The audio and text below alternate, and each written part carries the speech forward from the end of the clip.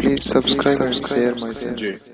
क्या इंटरेस्ट है आप लोगों को इतना ज्यादा? खास तौर पे आपको मैं देखती हूँ कि आप बहुत ज्यादा एक्टिव हैं बलूचिस्तान इशू को लेकर, और बहुत सारे लोगों का आपने और वैभव जी ने इंटरव्यू भी किया है, और जिसकी वजह से पाकिस्तानी जो हैं वो बड़े आपसे नाराज हैं कि जी ऐसा क्यों करते हैं। तो क्या इंटरेस्ट है भारत का बलूचिस्तान में? देखिए, भारत का क्या इंटरेस्ट है ये तो मैं नहीं कह सकता, वो तो कोई सियासी जो पार्टी है या सियासी लोग हैं वही बताएंगे। मैं अपना बता देता हूँ मेरा क्या इंटरेस्ट है। पहली तो चीज आरजू जी, हमने कभी ये नहीं बोला कि पाकिस्तान कश्मीर का मुद्दा क्यों उठाता है। ये भारत ने कभी नहीं। आप जरूर उठाएं, आपका हक है उठाने का मुद्दा। आप यूएन में उठाएं, यूनाइटेड नेशन सिक्योरिटी काउंसिल में, जहां पे पाकिस्तान को ठीक लगे पाकिस्तान वहां पे कश्मीर का मुद्दा उठाए। प्रॉब्लम है जब Pakistan based terror groups Kashmir में आते हैं और कश्मीर में कत्लो गारत करते हैं। प्राइम मिनिस्टर मोदी ने एक स्पीच दी थी जिसमें बोला था कि पिछले 30 साल में 42,000 से ज्यादा अफराद वहां पे हलाक हो चुके हैं, शहीद हो चुके हैं। तो एक बात हमें यह समझनी पड़ेगी कि हम जो बलूचिस्तान की बात करते हैं, राइट, हम जो बलूचिस्तान की बात करते हैं, अक्सर पाकिस्तान में पाया जाता है कि पाकिस्तान या पाकिस्तानी जो तकरीर देते हैं इसमें या फिर कोई आर्ग्यूमेंट देते हैं, उसमें कहते हैं साहब कि जो कश्मीर का मसला है यूएन से रिकॉग्नाइज्ड है, इसलिए ये वैलिड है। देखिए, ऐसी बात नहीं। यूनाइटेड नेशंस जो बना था, यूएन सिक्योरिटी काउंसिल 1945 में बनी थी, राइट, और करीब 75 साल, अगर मेरा कैलकुलेशन गलत नहीं है तो 75 साल हो गए। इसका मतलब ये नहीं कि उसके पहले के मसले जो भी थे वो सब झूठे थे, ऐसा नहीं है। बात ये होती है कि अगर कुछ लोग डिससैटिस्फाइड हैं, कुछ लोग बात कर रहे हैं, तो हम उनके बारे में हमें बात करनी चाहिए। और आप लोग बेशक कश्मीर की बात करें, जरूर बात करें, as long as there is no violence. Issue तब है जब अब्दुल बासित साहब जो हाई कमिश्नर थे इंडिया में पाकिस्तान के, जब वो कहते हैं साहब कि हथियार उठाना जायज है और वहां पे जो तंजीमें हैं वो उनको हम सपोर्ट करना चाहिए, दुनिया को सपोर्ट करना चाहिए क्योंकि वो जायज है। और फिर उन्होंने पता नहीं कौन सी एक अग्रीमेंट का भी हवाला दे दिया कि साहब ये करना बहुत बढ़िया है और सभी ये जायज है एज पर इंटरनेशनल लॉ। वो गलत बात है। मुझे लगता है अब्दुल बासित साहब ने गलत बात करी, सही बात नहीं करी। कोई इंटरनेशनल लॉ ये नहीं कहता कि आप टेररिस्ट को भेजें किसी और मुल्क में दहशतगर्दी फैलाने के लिए। जहां तक कराची स्टॉक एक्सचेंज पे अटैक का मामला है जो बीएलए ने ओन करा है, मैंने साफ एक बात बोल दी है और ये मैं बार बार बात ये कहता हूं, दोबारा आपकी शो में आरजू पॉइंट ऑफ व्यू पे रिपीट कर रहा हूं मैं, कि सब जिसमें कोई नॉन कॉम्बैटेंट मारा जाए, कोई भी नॉन कॉम्बैटेंट हो, वो गलत है। You have no right to kill a woman, a child और अ नॉन कॉम्बैटेंट। वो जवान हो, बुजुर्ग हो, आपने उसको मारा, गलत है। चाहे वो कश्मीर में मरे, चाहे वो बलूचिस्तान में मरे, चाहे वो कराची में मरे, चाहे इंग्लैंड में, कहीं पे भी मरे, नॉन कॉम्बैटेंट को हाथ मत लगाइए। ये गलत बात है, ये मैं कभी सपोर्ट नहीं करूंगा। बलोच अगर लड़ रहे हैं, आप जरूर लड़ें। जहां पे आपने नॉन कॉम्बैटेंट को हाथ लगाया, then all bets are off. Then I as a former army officer will not support. और ये मैंने जो मेरा वीडियो पहले वायरल हुआ था ना, जिसमें बोला था कि साहब आप, मैंने उसमें बोला था ट्रेनिंग करो, मैंने उस वीडियो में भी बोला था, if you see somebody with his family, उसमें आपने देखा होगा, if you see somebody with your family, don't touch him। परिवार के साथ कोई हो, खानदान के साथ हो, औरत बच्चे, कभी आप टच ना करें। बाकी हमारे अपने इंटरेस्ट्स हैं। बलूचिस्तान को हम, जैसे आप कश्मीर चाहते हैं कि कश्मीर बनेगा पाकिस्तान, आपका एक नारा है, पाकिस्तान में बड़ा फेमस नारा है कश्मीर बनेगा पाकिस्तान। हम लोगों का ये नारा है कि बलूचिस्तान बनेगा आजाद। हम ये नहीं चाहते कि बलूचिस्तान भारत का हिस्सा बने, बिल्कुल भी नहीं। बलूचिस्तान एक आजाद मुल्क बने, ये हम चाहते हैं। आप लोग चाहते हैं कश्मीर बनेगा पाकिस्तान, ये बस आपका मौजू और हमारा मौजू, इसकी लड़ाई है। बिल्कुल ठीक। मेजर साहब, यहाँ पे मैं आपको रोकूंगी और मैं बिल्कुल जवाब में लूंगी ब्रिगेडियर साहब से। जी ब्रिगेडियर साहब, आप क्या जवाब देंगे मेजर साहब? देखिए, बात ये है कि कश्मीर के बारे में तो 1948 ऑनवर्ड ये डिस्प्यूटेड एरिया है। इट्स आई एम श्योर कि मेरे गौरवार और इंडिया में जवाहरलाल नेहरू खुद गए थे यूनाइटेड नेशंस में, वहाँ जाके कहा और एक्सेप्ट किया यूनाइटेड नेशन रेजोल्यूशंस के वहाँ पे प्लेबिसाइट होना चाहिए। कश्मीरी अपनी मर्जी से फैसला करें कि वो पाकिस्तान के साथ रहना चाहते हैं या इंडिया के साथ रहना चाहते हैं। इसके बाद से ये हमेशा से मसाइल चलते आ रहे हैं। ओके, दैन शिमला एग्रीमेंट हुआ। शिमला एग्रीमेंट में भी ये डिसाइड हुआ कि फिर डिसाइड हो, ये बायलैटरल इशू है, हम दोनों मिल के इस का मसला हल करेंगे। ओके, वो भी बात चल रही। अब इशू ये आ गया कि जब 5 अगस्त 2019 को जाके ऑटोमेटिकली एक यूनिलेटरली आपने 370 रिवोक कर दिया, आपने उसके बाद 35A कर लिया और वहाँ पर यूनियन फ्लैग लगा दिया। Now that is highly objectionable.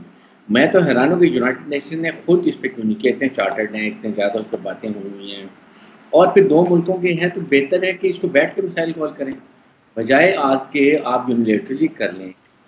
ये तो एक डिस्प्यूटेड इशू हो गया। अब मैं बात करता हूँ बलूचिस्तान की। Balochistan is an integral recognized world wide, ये पाकिस्तान का एक बहुत अहम सूबा है, जो कि हमारा हक है कि हम उसमें कितने डेवलपमेंट कर रहे हैं, क्या कुछ कर रहे हैं। हमें पता है कि पाकिस्तान वहाँ पर क्या कुछ कर रहा हो, बलोच भाई हों, हमारे पश्तून भाई हों या सिंधी भाई हों या पंजाबी हों, we are all made in Pakistan. So उसके ऊपर तो कोई इशू किसी का हक नहीं है। आपको कोई इंडिया का स्टिल फील के दे नो क्वेश्चन कि आप बलोचिस्तान में प्रॉब्लम क्रिएट करें, क्योंकि पाकिस्तान देखें ISI और रॉ have been engaged in against each other. जब एक तरफ से पत्थर आएगा तो दूसरी तरफ पत्थर जरूर जाएगा, वी मस्ट एग्री, कोई भी होगा। ये एक रॉ ने भी किया तो ISI ने भी किया, जरूर किया, और करना चाहिए दोनों को। अगर एक करता है दूसरी का तो that mean they are weak. एक तो ये इशू हो गया, इसको तो कोई डाउट नहीं होना चाहिए।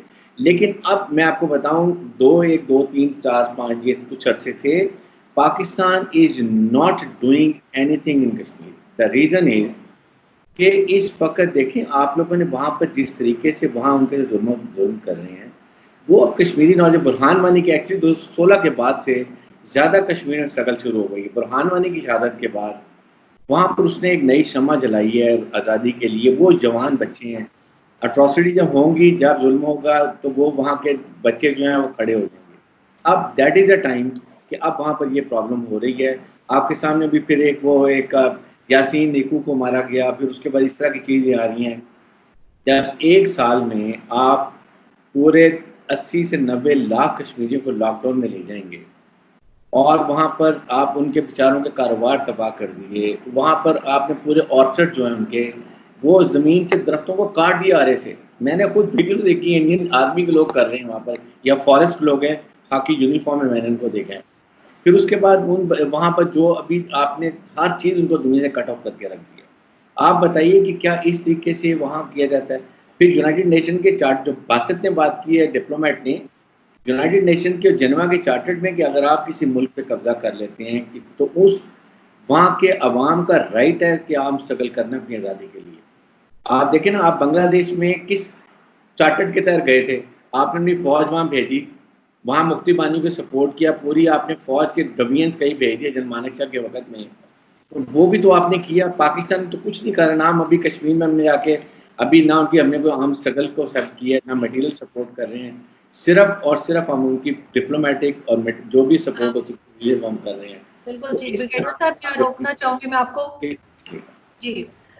जी, यहाँ से वैभव जी आपकी तरफ चलेंगे। अच्छा, इनका एक ये है, वैभव जी का मैं कहूंगी कि बड़े ही nice person, very nice human being, लेकिन जब हम इनका चैनल देखते हैं या हम इनकी ट्वीट्स देखते हैं तो वो हमेशा अजीब अजीब सी, और खासतौर पे पाकिस्तान के बड़े खिलाफ होती। चीमा साहब आपसे काफी नाराज हैं, वैसे बस यहीं पे बता दूं, चीमा साहब बहुत गुस्से हैं वैभव जी से। तो आप क्या कहेंगे इस बारे में कि क्यों आपका चैनल जो है वो इस तरह की वीडियोस लगाता है? इसमें मेजर साहब भी होते हैं और आप लोग बलूचिस्तान पे मुसलसल बात करते हैं और इसी तरह से आपकी ट्वीट्स भी होती हैं। देखिए, मुझसे तो आसिफ गफूर साहब बहुत नाराज थे, तो अब आसिफ गफूर ने नाराज होकर क्या कर लिया था, चीमा साहब नाराज होकर क्या कर लेंगे? तो पहली चीज तो वो। दूसरी चीज ये है कि देखिए, ब्रिगेडियर साहब ने कुछ बातें कही, जैसे इन्होंने कहा कश्मीर का बताया कि ये ग्लोबली रिकॉग्नाइज्ड मसला है। तो देखिए, बात ये है कि जब हम यूनाइटेड नेशंस की बात करते हैं तो United Nations is the Toothless tiger. ऐसा एक मसला बताया जो यूनाइटेड नेशन में दुनिया में कभी सुलझाया हो, कोई एक डिस्प्यूट दो पावर्स के बीच में। रशिया ने क्रीमिया को अनेक्स कर लिया, यूनाइटेड नेशंस ने क्या कर लिया? अभी ब्रिगेडियर साहब बता रहे थे कि दूसरे मुल्क, आजाद मुल्क के ऊपर हमला करना और ये सब करना वो करना, उसने तो एनेक्स कर लिया, पूरा पूरा मुल्क को गसब कर गया। वो यूनाइटेड नेशंस कुछ कर पाया? कुछ नहीं कर पाया। इस तरह के दुनिया भर के मसले मसाइल हैं। United Nations has never been effective in any manner. दूसरी चीज इन्होंने बताया कि मुझे थोड़ी हंसी भी आई कि उन्होंने कहा कि बुरहान वानी ने शम्मा जला दी है और वो ऐसी शम्मा है। देखिए सर, मुझे नहीं पता, आपको शायद इसके बारे में पता हो नहीं पता हो, बुरहान वानी मारा गया था जब, तो उसमें वो मारा इसलिए गया बिकॉज उसकी 5 गर्लफ्रेंड्स थी और वो एक गर्लफ्रेंड ने टिप ऑफ कर दिया आर्मी को कि वो दूसरी गर्लफ्रेंड से मिलने जा रहा है। उसको मालूम चला, वो जेलसी के मामले में उसको इन्फॉर्मेशन मिली, वो मार दिया गया। तो सर अब ऐसे लोग जो, मतलब ये कौन सी शम्मा जलाते हैं सर, अब मैं क्या बोलूं। अच्छा, एक बात ये है कि आपने बात की थी कि वो बुरहान वानी शहीद है। देखिए सर, आपके यहाँ तो वजीर आजम ने उसामा बिन लादेन को शहीद बोल दिया, तो बुरहान वानी तो शहीद है ही है, फिर तो वो कोई बात ही नहीं है। जब उसामा बिन लादेन शहीद हो सकता है और वो नेशनल असेंबली में खड़े होकर के उसके ऊपर तबसरा कर रहे थे कि उसको शहीद कर दिया अमेरिका ने, तो अभी उसमें मैं क्या बोलूं। अब वो भी चीज आपकी ठीक है, आप उसको शहीद बोल सकते हैं, आपका नजरिया। बलोचिस्तान जो है, बलोचिस्तान देखिए, नेहरू लेके गए थे कश्मीर का इशू, नेहरू की गलतियों की कीमत अदा करना हिंदुस्तान ने बंद कर दिया सर। और नेहरू ने वही नहीं, नेहरू ने और भी बहुत सारे ब्लंडर्स किए हैं जिनको रेक्टिफाई किया जा रहा है, और वो चीजें धीरे धीरे रेक्टिफाई होंगी। मुझे पता है गांधी से और नेहरू से बहुत प्यार आजकल जागा हुआ है पाकिस्तान में लोगों को कि ये गांधी वाला हिंदुस्तान नहीं रह गया, अब ये नेहरू वाला हिंदुस्तान नहीं रह गया। तो ठीक है सर, अब आप अगर आपको इतनी मोहब्बत थी तो आप अलग क्यों हुए? पहली चीज, जिन्ना की तस्वीर पीछे लगाते हैं और आगे बैठ के तबसरा कर रहे होते हैं नेहरू और गांधी के बारे में, उनसे अपनी मोहब्बत का इजहार कर रहे होते हैं आपके वजीर आजम और दुनिया भर के जो एनालिस्ट हैं। तो बलोचिस्तान का जो इशू है वो नेहरू नहीं लेके गए, तो ये कोई इसका मतलब ये नहीं कि हम उसकी बात नहीं करेंगे। बलोचिस्तान का जो मसला है वो कश्मीर में तो आर्म्ड इंसर्जेंसी 1989 में शुरू हुई, बलोचिस्तान में तो आर्म्ड जो फ्रीडम मूवमेंट है वो 1948 से चल रही है। जो खान ऑफ कलात के जो भाई थे, he was the first person to take the path to the mountains। सबसे पहले वो माउंटेन्स पे चढ़े थे 1948 में, और उन्होंने आर्म्ड मिलिटेंसी शुरू करी बलूचिस्तान में। तो आप जब कंपैरिजन करते हैं, और आपने कहा कि हम तो उनको मटेरियल सपोर्ट नहीं करते, हम ये नहीं करते, हम वो नहीं करते। सर देखिए, मुशर्रफ साहब ने किताब लिखी है, आपके यहाँ बहुत सारे जनरल्स ने किताबें लिखी है, और आपके यहाँ जो अभी हैं कुछ लोग, ये रिटायर हो जाएंगे तो ये भी लिखेंगे कि उन्होंने कैसे पीओके में कैंप्स बनाए, वो कैसे लोगों को लेके आए, फिर कैसे जेकेएलएफ को इसलिए जेकेएलएफ बोला गया ताकि उसका कोई रिलीजियस कॉनोटेशन ना निकले, क्योंकि it should sound like you know western freedom movement. तो जम्मू कश्मीर लिबरेशन फ्रंट नाम दिया गया, कोई इस्लामिक नाम नहीं दिया गया। फिर बाद में इस्लामिक नाम की तंजीमें बनाई गई पाकिस्तान के अंदर, जो कि वहां पे हमेशा एक्टिव रही हैं। तो सर आप डिनाई कर दें, मैं डिनाई कर दूं, मुझे नहीं पता रॉ बलूचिस्तान में क्या करती है क्या नहीं करती है। मेरे हिसाब से तो सर कुछ भी नहीं कर रही है, उसको बहुत कुछ करना चाहिए। मैं तो यहाँ पे जब भी लोगों से मिलता हूँ तो मैं तो हमेशा कंप्लेन करता हूँ कि रॉ कुछ कर ही नहीं रही, ठीक है। तो और हमारे यहाँ बहुत सारे जितने डिफेंस एनालिस्ट आपको दिल्ली में मिलेंगे या थिंक टैंक्स में, वो सारे हमेशा कंप्लेन करते हुए मिलेंगे कि यार हमने बलूचिस्तान का, पश्तूनों का, महाजिरों का हमने इशू कभी नहीं उठाया। इनके जो मसले मसाइल हैं, इनकी जो एक्स्ट्रा जुडिशियल किलिंग्स होती हैं, और आपके यहाँ पे जो सहाफी उनकी बात करता है, ये हामिद मीर टाइप, उनको सीतापुर का चॉकलेट खिला दिया जाता है 2 मिनट में। तो ये सर, ये सारी चीजें हैं जिसके ऊपर हम बात कर सकते हैं। सही, बिल्कुल। जी ब्रिगेडियर साहब, आप क्या जवाब देंगे वैभव सिंह जी को? देखिए, बात ये है कि अगर आपके प्राइम मिनिस्टर उस वक्त जो नेहरू गए थे वहां पर यूनाइटेड नेशन में, तो अगर आपको उन पर एतराज है, देन आप एक डिस्प्यूट तो रिकग्नाइज है ना, इसको तो हम नहीं कह सकते रिकग्नाइज नहीं है। तो why don't you sit with Pakistan and try to resolve it. There will when you sit, और जितनी भी लड़ाई होगी आपकी, अल्टीमेटली चाहे सेकंड वर्ल्ड वॉर है, फर्स्ट वर्ल्ड वॉर है, कोई वॉर ले लें, then you have to sit across the table and resolve the issue. And particularly Pakistan India के केस में कि आर बाउंड्रीज आर परमानेंट, जो नेबर्स परमानेंट होते हैं और बाउंड्री परमानेंट होती हैं, you should learn to live peacefully, it is both of us, ठीक है। प्रॉब्लम ये है कि जब एक क्रॉप क्रिएट करेगा तो दूसरा करता है, इसलिए एक पहले फिदा और फिर कॉन्फिडेंस बिल्डिंग मेजर्स करें। देयर 101 अदर इशूज, आप वो भी नहीं बात करना चाहते। मैं तो ये कहता हूँ, now is high time, we are both are nuclear countries. हमारे अवाम चाहते हैं इकोनॉमिक प्रॉस्पेरिटी, इकोनॉमिक तरक्की, सोशल वेलफेयर बीइंग चाहिए। तो आप बैठें टेबल। पाकिस्तान में अभी आपके सामने जब 27 फरवरी हुआ, इतना इंसिडेंट हुआ, बिल्कुल 2 जहाज गिरे, but ever, I don't want to get controversy. अभी नंदन को हमने सिर्फ, ट्रस्ट में, हमारे प्राइम मिनिस्टर ने इसलिए छोड़ा to have a good will, to send a message of peace. उसका भी इतना बातें की हैं यहाँ पर, इसी को जस्ट एक पॉइंट लेके we could have set together. दुनिया नहीं चाहती, there are countries, there are foreign countries, there are foreign forces who do not want Pakistan and India to stick together, and they should resolve their all disputes. नहीं चाहते हैं लोग। somebody using proxy India को इसी तरह चाहे पाकिस्तान की अपनी प्रॉब्लम्स हैं। तो हम तो ये कहते हैं कि बैठें, जब बैठते हैं तो मिसाइल खा लो, नहीं होगा ना मसला, आप उठ के चले जाएंगे, कोई बात नहीं, we made an effort, तो why can't we make it an effort? Balochistan की बात ये है कि बलूचिस्तान में देखें, पाकिस्तान की फौज पाकिस्तान के चारों सूबों में है, पंजाब में भी है, फ्रंटियर में भी है, सिंध में भी है, बलोचिस्तान में, हर जगह हमारी हेडक्वार्टर्स हैं, वहाँ बैठे हुए लोग। ये सप्रेशन नहीं है, it is matter of 1 or 2% लोग, और वो भी आई नो कि अभी आप देखें ना, आपको Gulbhushan Yadav is a clear example, एक सर्विंग नेवल कमांडर आपके रॉ उनको पाकिस्तान भेजें और वो कन्फेस करें, इस पर तो कोई डिनाइल फैक्ट नहीं ना, डिनाई की बात।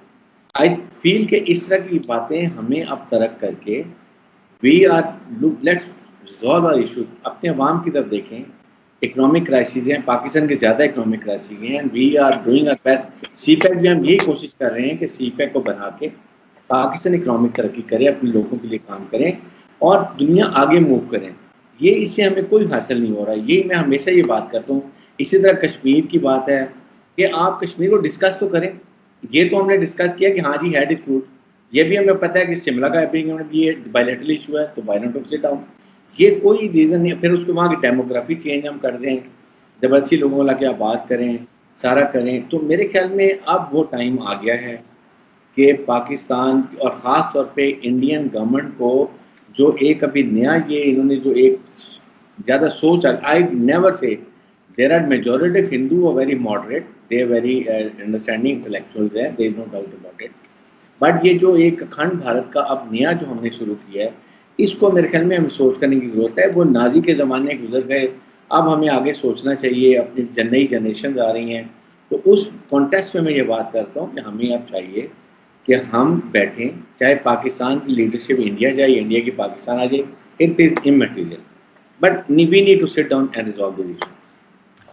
जी मेजर साहब, लेकिन एक चीज और है कि आप लोगों को सीपैक से भी प्रॉब्लम है, और आपको लगता है कि जैसे ब्रिगेडियर साहब ने कहा कि बैठ के बात हो सकती है?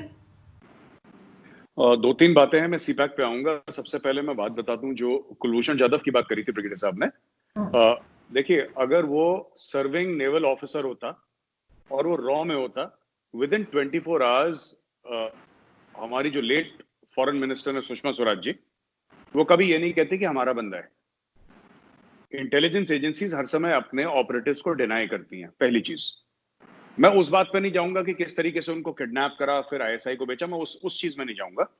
लेकिन पाकिस्तान में मुझे लगता है बहुत ज्यादा इसको क्रेडेंस दिया गया है, बहुत ज्यादा क्रेडिबिलिटी दी गई है कि देखिए उसका इकबालिया बयान है, he was sentenced to death by a military court. इकबालिया बयान की कोई वैल्यू नहीं होती दुनिया के किसी कोर्ट में, भारत का सुप्रीम कोर्ट तक इकबालिया बयान को कबूल नहीं करता है unless it is made in front of a magistrate और made in front of a जज। आप किसी का भी, आप देखिए मैं किसी बंदे को लूं, ठीक है, आप मुझे अगर टॉर्चर करेंगे 2-3 दिन, तो 2-3 दिन के बाद मैं अपना नाम वैभव सिंह बता दूंगा, अगर आप चाहेंगे तो वो हो सकता है। तो आप मुझे अगर इतना मारे, इतनी तशद्दुद करें, तो मैं कुछ भी कबूल कर लूंगा। अपना दर्द रोकने के लिए इंसान झूठ बोल देता है, ठीक है। तीसरी बात मैं आपको बताता हूं कि वर्ल्ड की कोर्ट्स में आरजू जी, ये सब प्रूफ नहीं चलते जो पाकिस्तानी कह रहे हैं ना, उसने कबूल कर लिया, पासपोर्ट मिला। कोई भी अगर आप लॉयर को आप इंटरनेशनल कोर्ट ऑफ जस्टिस में या कहीं पर भी ले जाएं अमेरिका के, 2 मिनट में वो खारिज कर देगा, केस इसमें दम नहीं है। अच्छा, दूसरी चीज है कि 1994 में इंडियन पार्लियामेंट ने एक रेजोल्यूशन पास करा था कि the entire state of Jammu and Kashmir belongs to India which includes PoK and Gilgit Baltistan.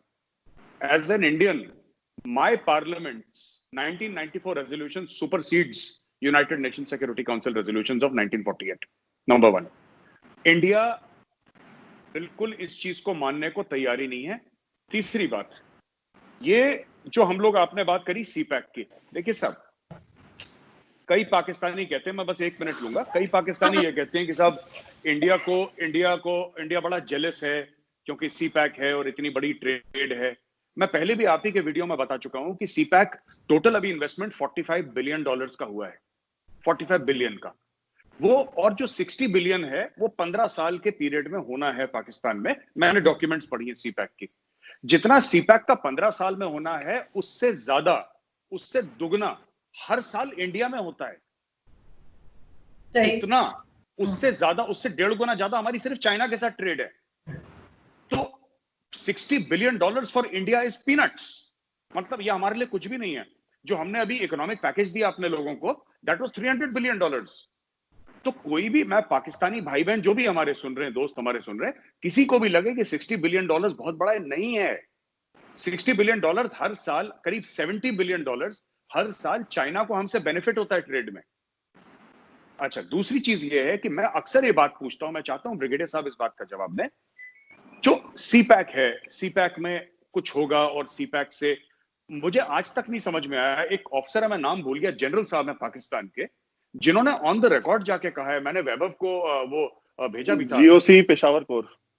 हाँ, जीओसी जो पेशावर के हैं शायद वही हैं, उनका वीडियो भी है, मैं आपको भेज दूंगा। उन्होंने ऑन रिकॉर्ड वर्दी पहन के आए और उन्होंने बोला है कि साहब इसके टर्म्स एंड कंडीशंस तो आप क्लियर करें ना, हमें खुद समझ में नहीं आ रहा ये क्या है।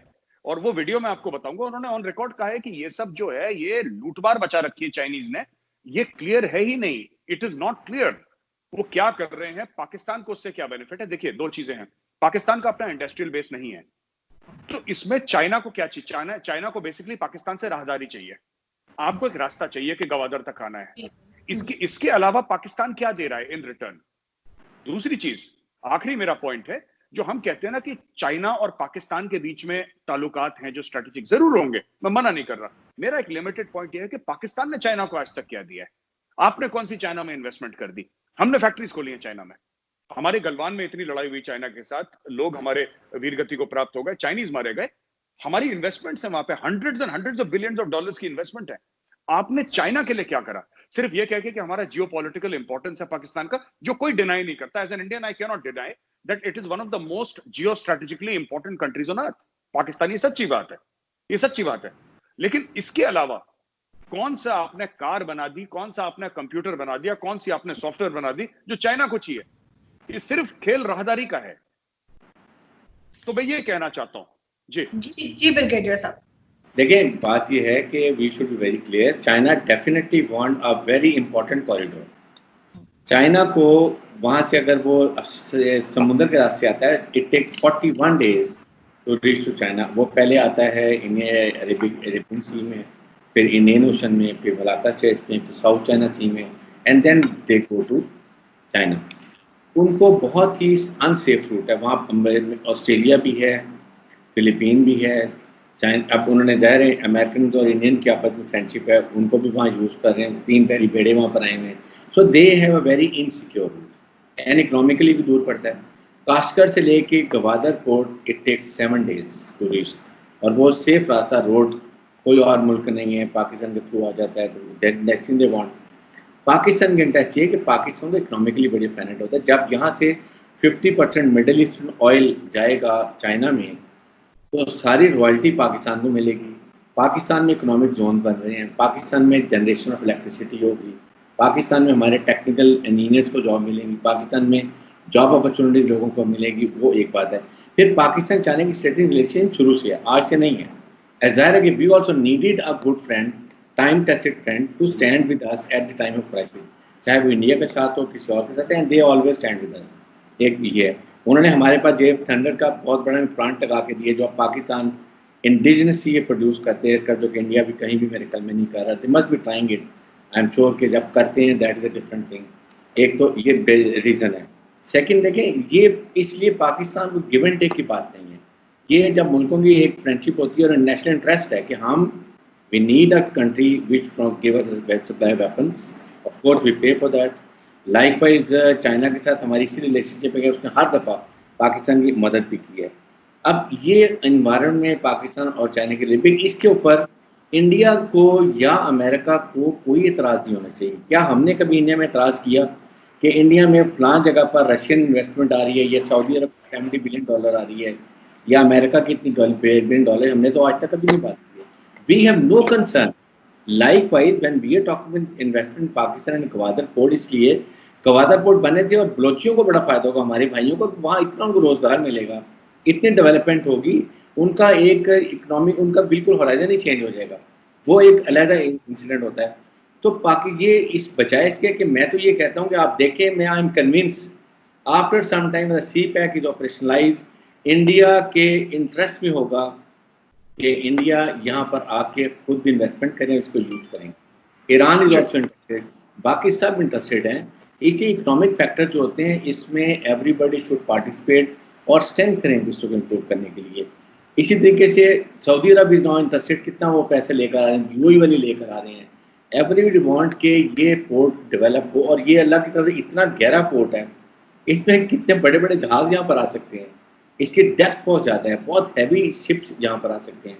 तो इस लिहाज से देखें तो ये ओवरऑल इस खित्ते के लिए, सेंट्रल एशिया के लिए, अफगानिस्तान के लिए, ईरान के लिए, एंड ऑफ कोर्स अगर इंडिया यूज़ करना चाहे, everybody can use it for her एक इकोनॉमिक डेवलपमेंट के लिए चाहिए। तो ये बहुत बड़ी अपॉर्चुनिटी है हमारे लिए, इसके लिए किसी को इतराज़ नहीं होना चाहिए, चाहे वो बनता है नहीं बनता। बट आई थिंक हाँ, एक कोई बेहतर सजेशन हो तो ज़रूर इंडिया को देनी चाहिए कि जी नहीं, हम चाहते हैं इस तरह करें तो we might also come and join you. ये ऑप्शन है जिसकी वजह से Pakistan is more concern CPEC के बगैर अमेरिका या इंडिया इसको क्रिटिसाइज करता है। Arzu, before you go to Vaibhav, can I just make a quick one or two points? Sure. India हमने कभी सीपैक के लिए ऑब्जेक्ट नहीं करा, हमारा सिर्फ वन सिंगल ऑब्जेक्शन है, सीपैक इंडिया से आता है। 1994 पार्लियामेंट के रेजोल्यूशन के तहत गिलगिट बाल्टिस्तान और पीओके, जिसको आप लोग आजाद कश्मीर बोलते हैं, वो भारत का अभिन्न अंग है और सीपैक की एंट्री वहां से होती है। That is our only objection. हम चाहते हैं चाइना $200 बिलियन इन्वेस्ट करे पाकिस्तान में, हमें क्या दिक्कत हो सकती है? अब इसमें आपका मुल्क अलग है। Allow me to complete sir with your permission. पहली चीज। दूसरी चीज ये है ना कि अगर हम डिस्कस कर रहे हैं सीपैक, तो मैं बता दूं, हर एक डील, हमारी जितनी भी डील्स हैं, इंडिया की डील्स जितनी भी हैं, आप उनके पेपर्स पब्लिकली अवेलेबल हैं। अमेरिकन ने अगर 100 बिलियन इन्वेस्ट करे हैं, अगर सऊदीज ने 100 बिलियन इन्वेस्ट करे हैं, राइट, सीपैक का अभी भी पाकिस्तानी आवाम को नहीं बताया गया कि जो इन्वेस्टमेंट है, क्या लोन है, कितना पैसा आपको देना है, अगली किस्त कब जाएगी। और यही वो आपके जो जीओसी साहब थे, जीओसी साहब ने यही वो वीडियो, में अगर होता तो मैं आपको जरूर भेजता। मैं वैभव आपसे रिक्वेस्ट करूंगा, आप आरजू और ब्रिगेडियर साहब को दोनों को भेजें। वो जो सर्विंग ऑफिसर है, सर्विंग जीओसी हैं पाकिस्तानी आर्मी के, वो कह रहे हैं साहब कुछ पता ही नहीं है, देयर इज नो क्लैरिटी कि आपने 100 रुपए दिए, चाइना ने 100 रुपए इन्वेस्ट करे पाकिस्तान में, वापस कब देने हैं, कितने देने हैं, किसी को कुछ नहीं पता। It's all under the cover of night, कुछ नहीं पता किसी को। तो ये चीज है। और आखिरी चीज ब्रिगेडियर साहब ने बोली ना कि ये होगा जब सीपैक होगा, मैं ये बात पूछना चाहता हूं, $45 बिलियन डाल दिए, कब होगा? 45 billion is not a small sum. Vaibhav, अब आप बोल सकते हैं, आपको वैभव का टर्न है, तो I think Vaibhav can speak whatever. जी, आप भी यही बात करेंगे, आप भी यही समझते हैं। और सबसे बड़ी बात ये कि भारत बनने देगा, उस पर एतराज नहीं करेगा, तभी तो आप खुद भी उसमें कोई हिस्सा डाल सकेंगे, उसको इस्तेमाल कर सकेंगे। जी ब्रिगेडियर साहब कुछ कहना चाह रहे थे, वो कह ले जरा। जी सर, आप कुछ कहना चाह रहे थे? मेरा पॉइंट ऑफ व्यू ये था कि देखें, यही मैं बात हम कर रहे हैं कि ये जो सीपैक गिलगित बल्तिस्तान वगैरह से आता है, आप इसको अगर इतना ही इशू समझते हैं कि आप क्लेम करते हैं पाकिस्तान पूरे कश्मीर को हम क्लेम करते हैं, तो बेहतर है हैव अ प्लेबिसाइट, कोई रायशुमारी करा लें, या ये भी ले लें या वो भी हमारे पास आ जाए, तो हल तो निकाल लें ना। यूनिलैटरल तो आप नहीं कर सकते, ना हम एक्सेप्ट करेंगे ना आप करेंगे, तो बेहतर है प्लेबिसाइट करा लें और जिसकी तरफ कश्मीरी जाना चाहते हैं चले जाएं, और वो बेहतर सबसे इस पर है। We don't object to it, जितनी जल्दी करा लें उतने जल्दी मसाइल भी हल हो जाएंगे। I am we are all agree, I think इस पर कोई किसी को एतराज नहीं। और जो स्टेट टू स्टेट कॉन्ट्रैक्ट होते हैं, जनरली जब ये डिसाइड होती है कि ये पब्लिक नहीं किए जाएंगे तो पब्लिक नहीं किए जाएंगे, but all concern people, public representative जो पार्लियामेंट के बहुत लोगों को पता है, एंड अगर उनको पता है इसका मतलब आवाम को पता है, इस लिहाज से इसकी वजह से इतने ज़्यादा डिस्क्लोज नहीं किया जाता। बिल्कुल जी बाबू। तो देखिए, वो मेजर साहब भी बता रहे थे, वो पेशावर कोर के जो जीओसी थे, उन्होंने उसमें एक लाइन कही थी, उसमें उन्होंने कहा था कि पाकिस्तानी सीपेक में सिर्फ क्या पंचर लगाने के लिए गाड़ियों के, तो ही सेड दिस। तो अब उन्होंने क्यों नहीं कहा, आप वहाँ जर्नलिस्ट हैं, आप उनसे इंटरव्यू करें, उनसे पूछें कि भाई उन्होंने ऐसा क्यों कहा, अगर सीपेक इतना ही बड़ा गेम चेंजर है तो। दूसरी चीज ये है कि ब्रिगेड साहब बार बार कह रहे हैं कि बात करें। सर 70 साल से तो बात कर रहे थे। नेहरू साहब, आपने खुद कहा कि वो खुद यूनाइटेड नेशंस लेके गए, फिर उसके बाद जितने भी प्राइम मिनिस्टर्स आए इंडिया के, सबने पाकिस्तान की जो सिविलियन लीडरशिप थी उसके साथ बात करी, इवन मिलिट्री डिक्टेटर्स के साथ बात करी। रिजल्ट क्या निकला? अगर वाजपेयी साहब बस लेके लाहौर गए तो बदले में कारगिल किसने किया? और नवाज शरीफ ने खुद बोला था कि मुशर्रफ ने मेरी पीठ पे खंजर घोंपा, ठीक है, मैंने नहीं कहा, नवाज शरीफ ने खुद कहा। उसके बाद मोदी साहब अगर वहां गए उनके पोती की शादी में, तो उसके बदले में उरी और पुलवामा और पठानकोट और क्या क्या, जब भी इंडिया ने कोई इनिशिएटिव लिया है आपके यहाँ से, आपका जो डीप स्टेट है, आईएसआई है, वो इस तरह के मिस एडवेंचर्स करती है ताकि टॉक्स डिरेल हो। तीसरी चीज ये है कि आप आज बात करना चाहते हैं, आप आज से पहले बात नहीं करना चाहते थे। आपसे मुराद मेरी कि आपकी जो रियासत है वो आज इसलिए बात करना चाहती है बिकॉज वो बैंकरप्ट हो चुकी है, उसके ऊपर ग्लोबल प्रेशर बहुत ज्यादा पड़ा है, जो डिप्लोमेटिक आइसोलेशन हुआ है, और जो ओवर डिपेंडेंस चाइना के ऊपर हो गई है कि बिना चाइना के you can not even move an inch. आपका चाइना के सिवा दुनिया में कोई दोस्त नहीं रहा। आप 2-3 बिलियन डॉलर के लिए वजीर आजम को ड्राइवर बनना पड़ रहा है सऊदियों का और दुबई वालों का। तो जो आवाम जाकर के काम दुबई में करती है वो काम आउटसोर्स कर लिया पाकिस्तान में ही वजीर आजम ने। तो ये चीज जो है इसके ऊपर हमको सोचना पड़ेगा। और आपने कहा कि वो पावर प्रोजेक्ट्स लग रहे हैं, कॉरिडोर बन रहा है पूरा सीपेक का। सर जो बिजली आ रही है ना सर, वो थर्मल पावर प्रोजेक्ट्स चाइना आपके यहाँ शिफ्ट कर रहा है। वो थर्मल पावर यूनिट्स जो कि चाइना में ऑब्सोलीट हो चुके हैं, जो पेरिस जो ये डिक्लेरेशन हुआ था एनवायरमेंट का, मुझे उसका एग्जैक्ट नाम अभी नहीं मेरे दिमाग में आ रहा है, तो उसके तहत जो है आपको थर्मल पावर के ऊपर डिपेंडेंस अपनी कम करनी है। तो चाइना ने जो कमिटमेंट करी थी, तो वो अपने ऑब्सोलीट प्लांट्स जो कि कम से कम 10 टाइम्स मोर कार्बन एमिट करते हैं as compare to new thermal power plants, वो अपने पावर प्लांट्स वहां से उठा करके आपके यहाँ शिफ्ट कर रहा है, थर्मल पावर प्लांट्स। पहली चीज आपने कहा JF-17 थंडर जो है आपने बनाया सर, बहुत अच्छा है, आपने JF-17 थंडर बनाया। उसमें सर आपने इंजन चाइनीज नहीं लगाया, इंजन आपने रशिया से लिया है, ठीक है। JF-17 थंडर का जो इंजन है दैट इज रशियन, और इंडिया ने कभी प्रोटेस्ट नहीं किया रशिया के साथ कि भाई आप उनको इंजन क्यों दे रहे हैं। तो आप ये जो कहते हैं कि इंडिया हमेशा प्रोटेस्ट करता है, अपोज करता है, हम तो नहीं करते। तो सर आपने तो स्ट्रेटेजिक आपने उनसे इंजन लिया अपने JF-17 के लिए, हमने उसके ऊपर ऑब्जेक्ट नहीं किया। JF-17 थंडर जो है वो इतना ग्रेट फाइटर जेट है कि चाइना खुद नहीं इस्तेमाल करता उसको, ठीक है सर। तो ये तो JF-17 थंडर की कहानी है।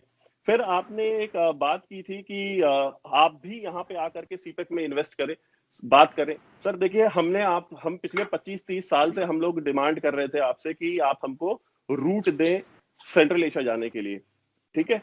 हम अफगानिस्तान ने कितनी बार बोला, अफगानिस्तान के फॉर्मर प्रेसिडेंट्स, डिप्लोमैट्स और उनके नेशनल सिक्योरिटी एडवाइजर्स सारे के सारे दे आर ऑन रिकॉर्ड ये कंप्लेन करते हैं कि चाइना कभी, ये पाकिस्तान कभी भी अलाउ नहीं करता इंडिया से ट्रेड जो है अफगानिस्तान के अंदर, और उसकी वजह से हमको चाबहार में जाकर के हमको इन्वेस्टमेंट करनी पड़ी। तो अगर आपने अगर ये रूट दिया होता तो चाबहार की जरूरत ही नहीं पड़ती, उसकी नौबत नहीं पड़ती। अब आपने कहा कि सऊदी और दुबई और UAE खुद आके इन्वेस्ट करें। सर अभी आपके यहाँ पे साल भर पहले तक ये कॉन्स्पिरेसी थ्योरीज आपके बड़े बड़े डिफेंस एनालिस्ट प्रोपेगेट करते थे कि जो ग्वादर पोर्ट है इसके खिलाफ UAE साजिशें कर रहा है, बिकॉज ये जो है ये रिप्लेस कर देगा जो दुबई पोर्ट है, जहां से आज की डेट में चाइना की मेजोरिटी ऑफ ऑयल ट्रेड होकर के जाती है। उसके जो शिप्स हैं वहां डॉक होते हैं, वो सारे के सारे जो है वो ऑब्सोलीट हो जाएंगे। तो ये जो है UAE और हिंदुस्तान मिल गया है, और UAE जो इतनी $75 बिलियन की इन्वेस्टमेंट इंडिया में कर रहा है, वो इंडिया को खुश करना चाहता है। सऊदी अरेबिया इतने बिलियंस ऑफ डॉलर्स की इन्वेस्टमेंट कर रहा है because they want to secure. और UAE और सब Saudi Arabia, you are a defence analyst, आपको ही पता है कि UAE और सऊदी अरेबिया कभी भी they are like US and Canada या US एंड UK, वो एक दूसरे के रास्ते में नहीं आते, एक दूसरे को अकोमोडेट करते, फैसिलिटेट करते हैं। तो सर ये जो आप मुझे बातें कह रहे हैं सर, मैं उनसे बिल्कुल एग्री नहीं करता हूँ। और लास्ट में बस एक पॉइंट मैं ये बोलना चाहता हूँ, जहां तक कश्मीर की बात है सर, कश्मीर पे बात हो सकती है। मैं आपको बताऊं, इंडिया में जो लास्ट मैंने शो किया था आज का, तो मैंने उसमें भी ये चीज कही थी कि इंडिया में मूड चेंज हो चुका है आवाम का। जो पॉलिटिशियंस कंजर्वेटिव थे पहले के, वो जब ये बात करते थे इस तरह की बातें कि हम अगर टेररिज्म हो भी गया तो कोई बात नहीं, हम बातचीत करें, सर वो बातचीत का दौर खत्म हो चुका। अब इंडिया का कोई भी पॉलिटिशियन अफोर्ड नहीं कर सकता है कांग्रेस पार्टी जैसी इतनी पुरानी पार्टी, इतनी सबसे इंडिया की पहली नेशनल पार्टी, सर वो 3 डिजिट्स में सीट्स नहीं ला पा रही है। क्यों? क्योंकि वो भी सर उसी तरह की बातें करते हैं जैसे आप कर रहे थे। अच्छा, एक चीज मैं बता दूं एक ब्रिगेडियर साहब को, कह रहे हैं कि प्लेबिसिट करो। सर प्लेबिसिट में पहला यही है कि पाकिस्तानी आर्मी वहां से जाएगी। आप प्लेबिसिट करवा दें, आप यू नो व्हाट, मैं तो कह रहा हूं नहीं सर, आप अगर उसको पढ़ें, UN रेजोल्यूशंस जो है 1948 के, हाँ उसमें मैंने भी पढ़ा है सर, उसमें सिंपल ये कहता है कि पाकिस्तान फर्स्ट, पहली शरायत ये है उसमें, India will keep minimum force to maintain law and order, minimum force India के ना, and complete Pakistani army will go. आप तो इंडिया को एक्सपोज करें सर, आप बोलें कि सारी पाकिस्तानी आर्मी निकल गई, हम इंडिया को एक्सपोज कर रहे हैं। इंडिया, आप बोले इंडिया को कि इंडिया का मंसूबे कुछ और है, कॉन्स्पिरेसी कर रहा है, आप निकाल दें वहां पे पाकिस्तानी फौज को सब and we will support plebiscite अगर ठीक लगे आपको तो। इसमें बात यह है कि पाकिस्तान तो यही कहता है, बिल्कुल मैंने पढ़ा था कि होना चाहिए India will have the bare minimum administrative force, और यूनाइटेड नेशन की वहां पर जो लोग आएंगे वो आके प्लेबिसाइट कराएंगे। तो Pakistan we don't object to it, the only thing is India also agree Pakistan को ये कराए इसलिए कि इसका हल करें। ये ऐसे कभी भी नहीं होगा, आप भी कश्मीर में फंसे रहेंगे, एम्ब्रॉल्ड रहेंगे, वहाँ कश्मीरी नौजवान लड़ते रहेंगे, कोई स्ट्रगल जो होता है वो कोई सप्रेस आप नहीं कर सकते। ये एक हर की डायनेमिक्स होती है, और जब तक दो न्यूक्लियर मुल्क हैं ये हमारे लिए बेहतर है कि इसको सॉल्व करें। कोई किसी वक्त आइटबॉल टू आइटबॉल होंगे, खुदा ना खास्ता कोई ट्रिगर हैप्पी किसी ने कोई छेड़छाड़ कर दी तो वॉर की डायनेमिक फिर किसी को नहीं पता होती, दैट वी मस्ट अंडरस्टैंड। और जो बड़े बड़े मुल्क हैं जिनकी इतनी इन्वेस्टमेंट है इंडिया में, आई एम श्योर कि they will also be very concerned about it. ये हर एक की इन्वेस्टमेंट होती है, वो भी नहीं चाहते कि लड़ाई झगड़े हों, इसलिए मैं ये बात करता हूँ कि इसको हमें डेफिनेटली सोचना चाहिए। और सेकंड बात जो हम ये कर रहे हैं, देखें यूएई और Saudi Arab they are all together, I do understand they are just cousin वो होते हैं, ब्रदर्स हैं, दोनों में हर वक्त ये रहते हैं, उस पर चेंज नहीं कर सकते हैं, बिल्कुल ठीक है। लेकिन नाउ देव अंडरस्टूड, पाकिस्तान ने डिप्लोमेटिकली इनको ब्रीफ किया है कि कैसे ऑपरेशनलाइज होगा, कैसे चलेगा, तो देव अंडरस्टूड द पॉइंट। एक तो ये बात हो गई है, लेकिन साथ ही साथ ये बैंकरप्सी की बात, ये कोई ऐसी इशू नहीं है। पाकिस्तान में है इकोनॉमिक क्राइसिस, कभी भी नहीं कहा कि इकोनॉमिक क्राइसिस नहीं है, इसीलिए हम पीस चाह रहे हैं। लेकिन जब एक लड़ाई हो जाती है, सर पे पड़ जाती है, फिर जब पूरी कौम खड़ी होती है, फिर चाहे पैसा है नहीं है, you stand and you fight it out. तो उस पर तो मेरे ख्याल में पाकिस्तानी फौज है, यू नो कि पिछले 40 साल से हम दहशतगर्द के खिलाफ लड़ रहे हैं, बैटल हार्डेंड है, बहुत लड़ाई की है, बहुत दुनिया में हमारे भेज ली अपनी फौज को ट्रेन करने के लिए कि दहशतगर्दी में आपने कैसे कंट्रोल किया है। अफगानिस्तान में 51 मुल्कों की फौज नहीं कंट्रोल कर सकेगी वहाँ लड़ाई को। तो ये तो एक चीज़ें हमें इसको एक्सेप्ट कर लेनी चाहिए। और ये थर्मल पावर, ये पाकिस्तान का पॉइंट ऑफ व्यू, पाकिस्तान को पता है, पाकिस्तान ने उनसे चेंज करवा लिया है। वी नो कि कहाँ पर हाइडल लगने हैं, कहाँ पर कैसे गैस के लगने हैं, कौन से पावर जनरेशन करनी है, पाकिस्तान को बहुत ज़रूरत है।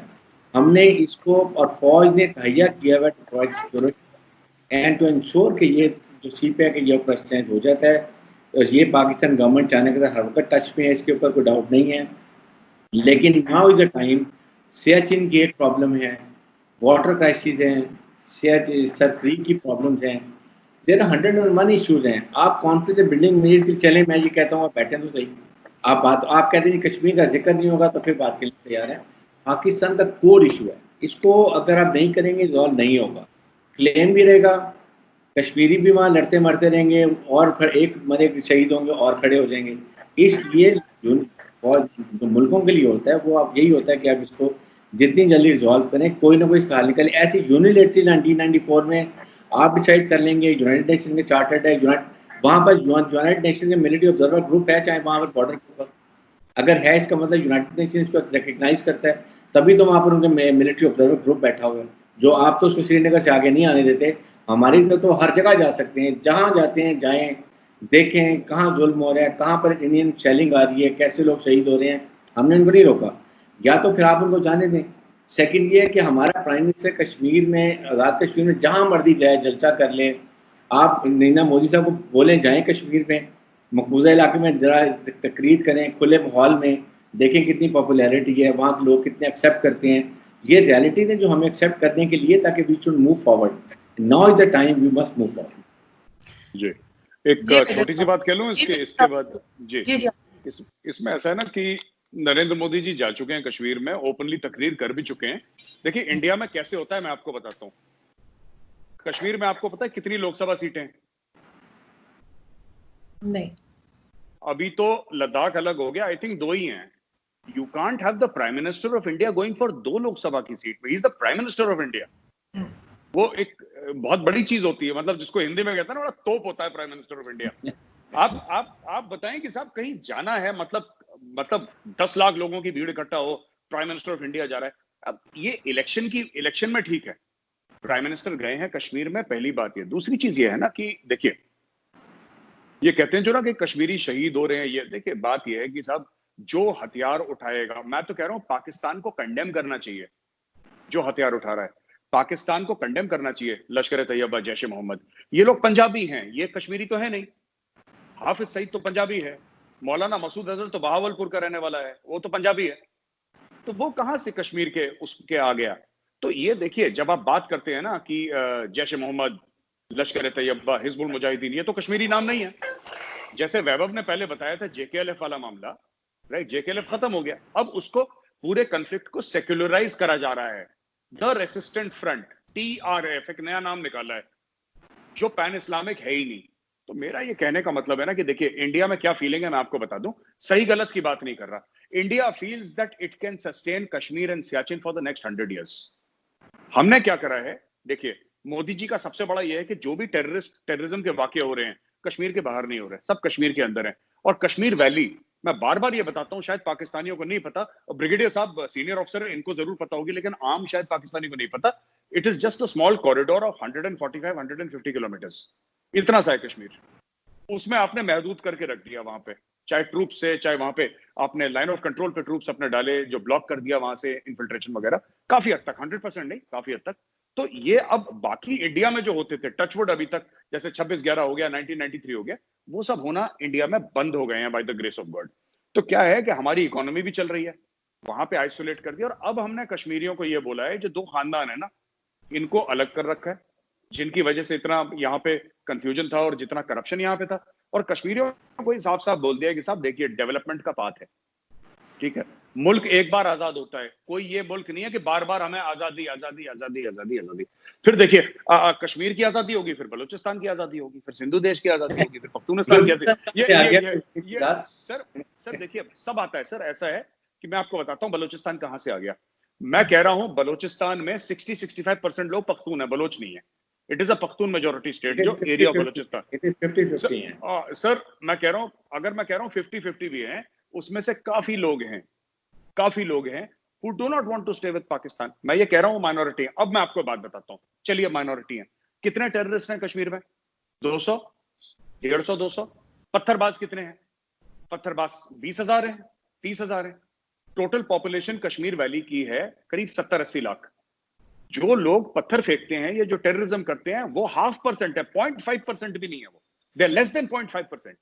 तो ये पाकिस्तान में पूरा जो हो गया ना, कि सारा कश्मीर 1965 में पाकिस्तान ने जब अखनूर पे चढ़ दौड़ा था, अटैक करा था, पाकिस्तान के बैटल प्लान का सबसे बड़ी ये चीज थी कि साहब जो कश्मीरी मुसलमान है वो हथियार लेके खड़ा हो जाएगा, वेलकम करेगा। एक कश्मीरी मुसलमान आज तक खड़ा नहीं हुआ। कारगिल की लड़ाई हुई, एक खड़ा नहीं हुआ बंदा, जबकि Kargil area is Muslim majority, शिया है वहां पे, it's a Shia majority area Kargil, और पूरा का पूरा वहां पे एक बंदा खड़ा नहीं हुआ। तो देखिए, जमीनी हकाइक जो है ना, ये थोड़े से अलग हैं।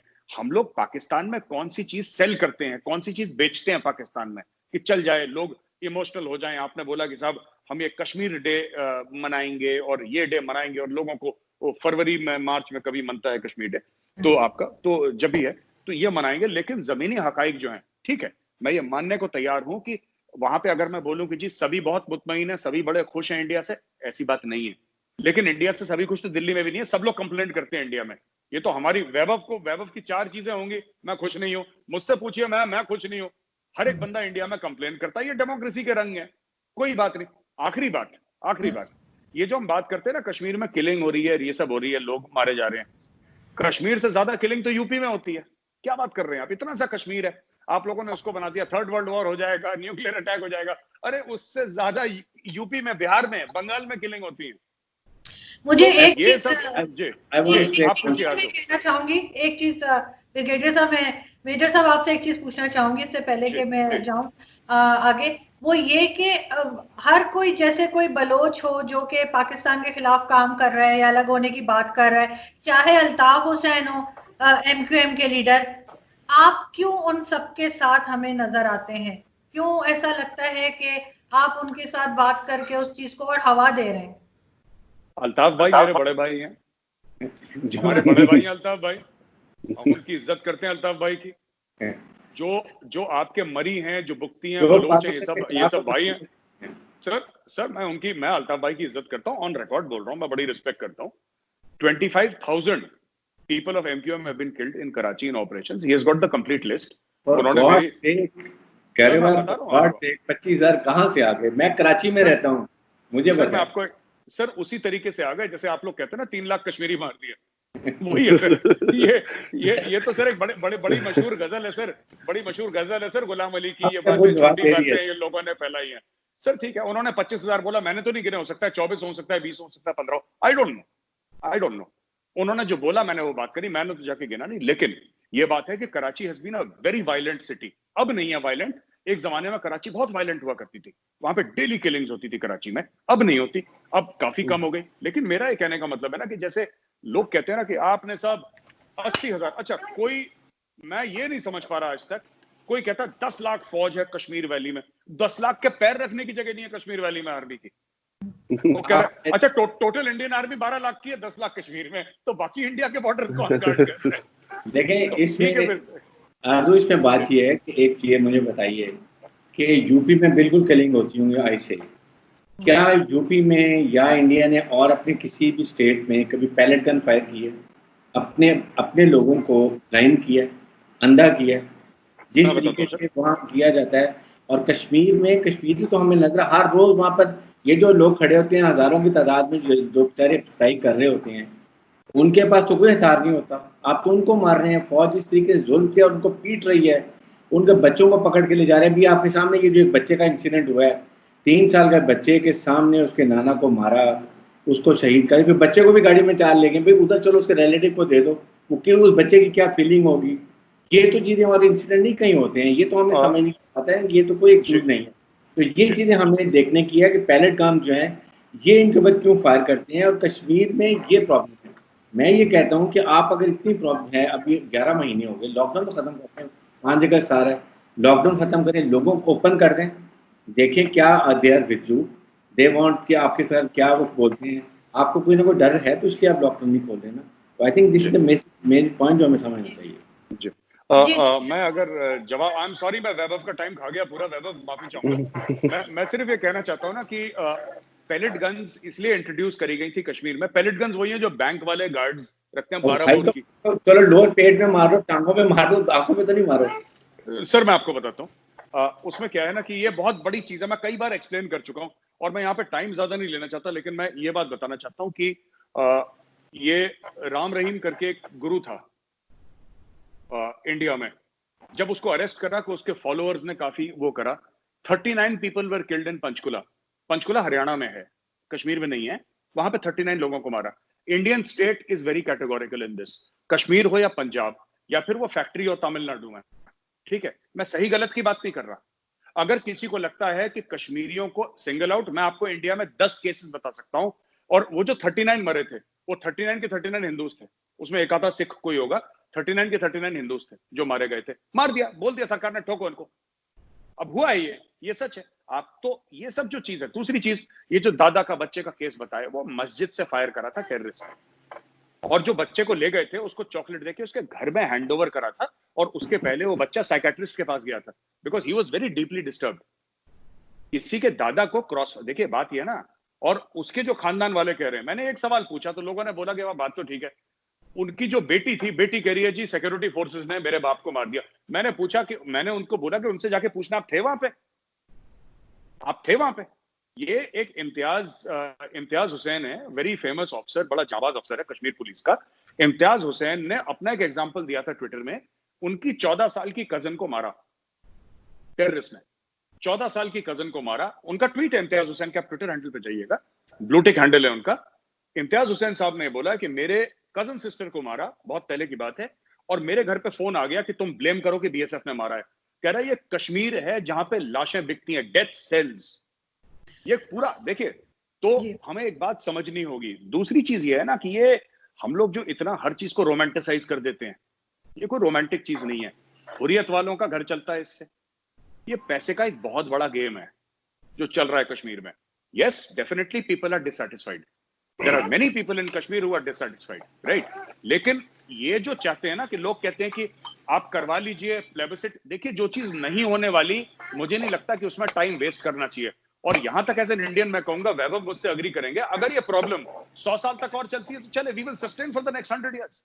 हम 1984 से सियाचिन सस्टेन कर रहे हैं, वी विल कीप अप। देखिए, हिंदुस्तान का, एक मैं क्लियर कट बात दूं, इमोशनल बात नहीं, मैं प्रैक्टिकल बात बोल रहा हूं। एंड टेरिटोरियल इंटीग्रिटी, ब्रिगेडियर साहब बैठे हैं, मुझसे कई साल सीनियर हैं, मैं ब्रिगेडियर साहब के सामने अर्ज कर रहा हूं, no nation will compromise on territorial integrity. He is a Pakistani army officer, he will never compromise.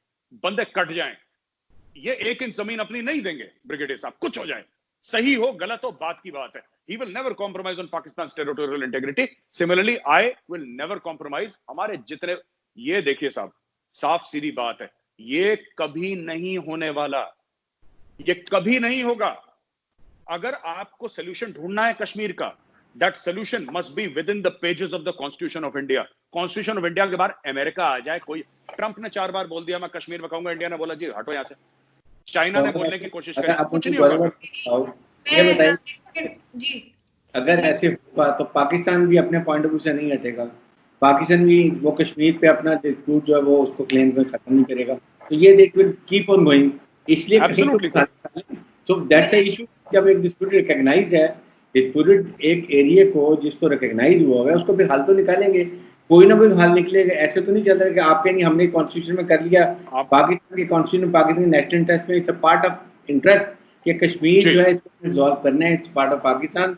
हम क्लेम करते हैं, आप क्लेम करते हैं, देन कोई हल तो निकलेगा ना बैठ के, या बैठ के मिसाइल करेंगे। देखिए बिल्कुल सर, आप मैं बिल्कुल ठीक कह रहे हैं। तरफ जाऊंगी फिर। वैभव का टाइम हमने खा लिया, वैभव सॉरी यार, आप बोलो प्लीज। जी वैभव जी, आपके चैनल पे हर उसको जगह दी जाती है जो पाकिस्तान के खिलाफ बोल रहा हो, चाहे वो आपका फेवरेट है, वो मैं कुछ नहीं कह सकती, जैसे मेजर साहब ने कहा कि जी अल्ताफ हुसैन बड़े पसंद है, तो इसी तरह से बलोचिस्तान के बारे में भी आप चलाते रहते हैं, और आजकल उज़ैर बलोच का यहाँ पे बड़ा शोर मचा हुआ है, वो भी जरूर आपने देखा होगा। तो GIT की जो रिपोर्ट आई है उसमें भी यही है कि जी इंडियन इंटेलिजेंस भी जो है वो भी कुछ खबरें ले रही थी कि कहाँ कहाँ पर आर्मी के जो है वो हेडक्वार्टर्स हैं, और उनसे कुछ कैचेस वगैरह भी लिए हैं। तो क्यों आप लोग मुसलसल इस चीज को जो है सपोर्ट करते हैं? खुद तो आप चाहते हैं आपके मामले में कोई बोले नहीं, और पाकिस्तान के खिलाफ मुसलसल काम हो रहा है। दूसरे कराची स्टॉक एक्सचेंज के लिए भी यही कहा गया था कि उसमें इंडियन इन्वॉल्व थी, कहीं ना कहीं मैं इन्वॉल्व था, मुझे बोला आपकी तो 2 FIR भी कट चुकी है। बिल्कुल FIR कट चुकी है जी, क्या करें। देखिए सबसे बड़ी बात ये, तो आपने उज़ैर बलोच का नाम लिया। अच्छा, ये अली जैदी को ये जो नई GIT मिली है घर पे उनके, ये मिली कैसे है? और उनको एक प्रेस कॉन्फ्रेंस में एक शरारती साफी ने पूछा कि अच्छा वो जो शख्स आया था जो आपके गार्ड को दे के चला गया ये लिफाफा क्या खाकी कलर का था? तो उन्होंने कहा जी जी जी खाकी कलर का था। ठीक है, सो ये लिफाफा कहाँ से आया ये भी हमको पता है, ठीक है। ये नई GIT कहाँ से आई जिसमें किसी का साइन नहीं है? जो GIT पीपल्स पार्टी ने जमा कराई थी, जो दिखाई थी, वो GIT पे ISI का साइन है, IB का साइन है, बाकी आपके जितने इदारे हैं नेशनल सिक्योरिटी के सबका साइन है। अली जैदी की तो GIT पे किसी का साइन नहीं है, और आया वो खाकी लिफाफे में है, ठीक है। तो ये एक चीज देख लें। और उज़ैर बलोच तो आपके मिलिट्री इंटेलिजेंस का बंदा है, उसको रॉ ने कैसे उसको हायर कर लिया? इसका मतलब है कि रॉ बड़ा अच्छा काम करती है, फिर आप जबरदस्ती आप लोग क्लेम करते रहते हैं कि ISI नंबर 1 है। अगर आपके MI के बंदों को रॉ हायर कर ले रही है तो ये तो मतलब अब इससे ये तो बहुत बड़ा कॉम्प्लीमेंट दिया आपने। तीसरी चीज, ये उज़ैर बलोच ने मारा किसको था? ये जो लियारी में जो पूरी गैंगवॉर चल रही थी, किसको मार रहे थे? ये MQM वालों को मार रहे थे ना। तो जो तो MQM वाले तो रॉ एजेंट है आपके हिसाब से, तो यानी रॉ एक आदमी को पैसा दे रही थी अपने एजेंट मरवाने के लिए। मतलब ये तो कमाल ही हो गया फिर तो, ठीक है। और तीसरी चीज मैं ये कहना चाहता हूँ कि अभी साहब को, ब्रिगेडियर साहब को बड़ा अफसोस हो रहा था कि उस बच्चे को इस तरह से उठा के लेके गए और उसके सामने जो है उसके दादा को मार दिया। सर साहिवाल में पिछले साल एक केस हुआ था, वहां पे उस दो बच्चियों के सामने उनके पूरे परिवार को गोली मार दी, माँ को भी मार दी, बाप को भी गोली मार दी। किसने मारी थी? आपके यहाँ CTD वालों ने मारी थी ना। और उसमें क्या एहतसाब हुआ आज तक? ठीक है, क्या एक भी बंदे का कन्विक्शन हुआ? या उन दोनों, वो जो दोनों बच्चियां थी जिनको मीडिया जो उनके पीछे पड़ा हुआ था, मुझे नहीं पता वो साइकोलॉजिकली उनके ऊपर कितना इम्पैक्ट पड़ा होगा जब आप छोटी छोटी बच्चियों के सामने माँ बाप को गोली मार दी जाए, ठीक है। और घेर करके मारा था, बीच सड़क पे मारा था, गाड़ी रोक के मारा था। आप यहाँ कोई बात करता है इसके ऊपर? आपने कभी कहा कि भाई इसमें क्या बना इस केस में या ये जो बंदे थे इनको इंसाफ हम दिलवाएंगे, इमरान खान ने बड़ी बातें करी थी कि हम इनको इंसाफ दिलवाएंगे, हम ये करेंगे वो करेंगे, वो केस आज भी वही है जहां पे 1 साल पहले था वो। आपने कहा कि डैम जो है वो हम हाइड्रो पावर बना रहे हैं चाइना यहाँ पे। सर अगर चाइना डैम बना रहा है तो सर फिर ये डैम फंड आपकी हुकूमत क्यों कलेक्ट कर रही? तो वो चीफ जस्टिस साकिब निसार साहब वो डैम बनाते बनाते डैम फुल बना गए पूरी कौम को, ठीक है, वो गायब है, वो दिखते ही नहीं है। कोई बंदा बेचारा मोबाइल से 10 रुपए दे रहा था अपने बैलेंस से, कोई 50 रुपए दे रहा था। और इमरान खान ने भी जो अपील की थी जो बैरून मुल्क पाकिस्तानी है उनसे कि भाई आप इसमें पैसे डालें। साकिब निसार साहब तो लंदन, कनाडा और पता अमेरिका कहाँ जाकर के वो बड़े बड़े चेक्स, जैसे वो क्रिकेट मैचेस में वो बड़े वाले चेक मिलते हैं ना, तो वो साइज के चेक्स जो है ले लेकर के फोटो खिंचवाते फिर रहे थे। तो सर वो डैम फंड कहाँ गया, उसमें कितने पैसे इकट्ठा हुए, ये इसका हिसाब किसी के पास नहीं है पाकिस्तान में, ठीक है। और लास्ट पॉइंट मैं ये बोलना चाहता हूँ कि सर देखिए जहां तक बात कश्मीर की है, सर कश्मीर का मसला जो है ना, आधा मसला गवर्नमेंट ऑफ इंडिया ने लास्ट ईयर सुलझा दिया था अगस्त में, और इंशाल्लाह आधा जो मसला है वो समय के साथ सुलझ जाएगा। लेकिन जो जैसे मेजर साहब ने कहा कि टेरिटोरियल इंटीग्रिटी में कोई कॉम्प्रोमाइज नहीं, सर आपने कहा ना, मेजर साहब ने बात ही शुरू करी थी इसी पॉइंट से कि भाई आप बात करें कश्मीर की, किसने रोका है? आप 100 साल नहीं, आप 200 साल 2000 साल बात करें कश्मीर की, आपको बात करने से किसी ने रोका है? आप कश्मीर का मसला उठाएं यूएन में, यहाँ वहां, चाहे जहां आपको उठाना हो, आप अपने स्टैंड से पीछे ना हटें। लेकिन अगर टेररिज्म होगा, कोई बंदा गन उठाएगा, सर यहाँ दिल्ली में शाहीन बाग में बैठ करके लोगों ने और जेएनयू में लोगों ने खड़े होकर नारे लगाए कि भारत की बर्बादी तक जंग चलेगी। तो सर यहाँ पे सर बड़े तमाशे चलते हैं सर डेमोक्रेसी में ना sir, democracy is the dance of stupidity. यहाँ सब कुछ चलता है, यहाँ पे दुनिया भर का तमाशा चलता है। मोदी को दरिंदर मोदी और उसको खूनी, कातिल, बहुत तरह के वर्ड्स लोग यूज करते हैं। क्या मोदी ने कभी जवाब दिया? मोदी ने इमरान खान के एक ट्वीट का जवाब नहीं दिया आज तक। और लंबे टाइम में ना, हाँ, और इमरान खान ने कम से कम 500 ट्वीट किए होंगे अगस्त से लेकर अभी तक, एक ट्वीट का जवाब नहीं दिया मोदी ने। तो ये सर डेमोक्रेसी में ये होता है, जब एक जो बंदा इलेक्टेड होता है ना, वो एक इलेक्टेड बंदे की तरह सोचता है, और जो सिलेक्टेड होता है वो सिलेक्टेड की तरह बिहेव करता है, क्योंकि उसका ट्विटर हैंडल भी कोई तीसरा बंदा चला रहा होता है, वो खुद नहीं चलाता। तो सर ये बात थी, और मैं बस एक कंक्लूड करने लगा हूँ बिकॉज मुझे टाइम थोड़ा कम मिला था। तो ये, हाँ, तो और लास्ट चीज मैं ये कहना चाहता हूँ कि सर गन किसी ने भी उठाई, आपके यहाँ पे किसी ने गन उठाई, आपकी स्टेट टॉलरेट नहीं करेगी। उसी तरीके से हमारे यहाँ भी अगर कोई गन उठाएगा तो स्टेट टॉलरेट नहीं करेगी, मारेगी। हमने सर फौज कोई दिखाने के लिए 26 जनवरी की परेड के लिए तो रखी नहीं है, ठीक है। जो एंटी स्टेट एलिमेंट्स होंगे सर उनको मारते रहे, उनको मार रहे हैं, उनको मारते रहेंगे। सर ये जो अवार्ड्स बने हुए हैं, शौर्य चक्र, कीर्ति चक्र, सर ये भी तो देने होते हैं ना, तो सर वो चलेगा मामला। अभी इसमें एक चीज आपने बताई वैभव जी, जो कराची में अटैक हुआ था उसमें कहा गया था कि इंडियन इन्वॉल्वमेंट है, और मेजर साहब पे तो 2-3 FIR भी कर चुकी हैं। तो जाए प्रूव कर दे, तो जाए सबके सबूत ले, और इंडिया ने यूनाइटेड नेशन में सबूत लेके गया और सैंक्शन कराया, डिक्लेयर कराया टेररिस्ट जो है हाफिज सईद को, मौलाना मसूद अजहर को। वैसे आप भी जाएं सबूत लेकर के और प्रूफ कर दें कि अजीत डोवाल या मेजर गौरव वारिया या जो भी लोग हैं ये टेररिस्ट हैं।